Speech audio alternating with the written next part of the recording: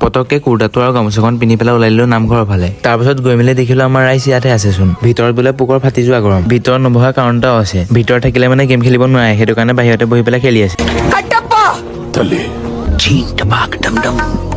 তাৰপিছত বোলো নামঘৰতে অকণ বহি লওঁগে। তাৰপিছত আকৌ নামঘৰৰ পৰা আহি পেলাই ঘৰমুৰি পাত আনিবলৈ দৌৰ মাৰিলোগে। মানে আজি আমাৰ নামঘৰ ৰাতিলে ভাওনা ভাগো আছে, সেইকাৰণে অকণমান শুই মেলি ৰাতিকে ওলাই আহিম আৰু। তাৰপিছত শুই উঠি মেলি ডাইৰেক্ট আহিলো নামঘৰলৈ। মই মানে চবকে পেণ্ডা কৰি আছে পিনে। তাৰপিছত মানে বাহিৰলৈ আহোঁতে ইয়াৰ যুদ্ধ চলি আছে। ই মোৰ বিগ ফেন বোলে। এইফালে পুৰা ভাওনালৈ ৰেডি কৰি আছে। মই বোলো ভাতকেইটা খাই মেলি আকৌ আহোঁগে আৰু। মই মানে মানুহ পুৰা ফুল্টি হৈ গ'ল। গায়ন বায়ন বজাই হোৱাৰ পিছত এয়া ফুট ওলাল। আমাৰ এই গোটেই ভাওনাখন সৰু ল'ৰা ছোৱালীয়ে কৰিছে। আমাৰ এই নাটকখনৰ নাম হ'ল অৰ্জুনৰ পাশুপাত অষ্টলাভ নিপাত কবচবধ।